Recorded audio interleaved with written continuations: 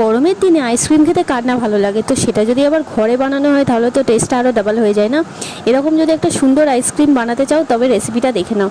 এই যেটা আমি বানাবো বেলের আইসক্রিম, যে আঠা বেল হয় সেই বেলের আইসক্রিম।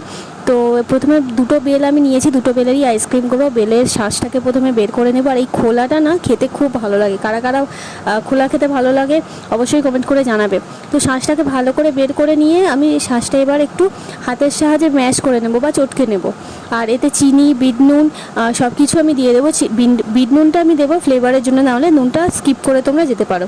আর এইভাবে হাত দিয়ে যতটা হয় ছিবড়াগুলোকে আমি বের করে দেবো, কারণ ছাঁকলে না বেলের আইসক্রিম খাচ্ছি বলে মনে হবে না। বেলের একটু একটু একটু শাঁস মুখে পড়বে আইসক্রিম খাওয়ার সময়, তবে না মনে হবে যে বেলের আইসক্রিম খাচ্ছি।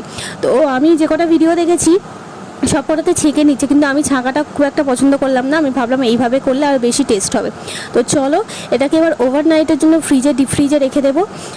আজকে সারা রাত আমি এখন আইসক্রিমটা বানাচ্ছি, এখন সন্ধেবেলা। তো আজকে সারা রাত আইসক্রিমটা বসতে দেওয়ার জন্য টাইম দিতে হবে, এবং কালকে সারা দিন, পরের দিন দুপুরে আমি এটাকে বের করব এবং তোমাদের সাথে শেয়ার করব যে কত সুন্দর আইসক্রিমটা হয়েছে।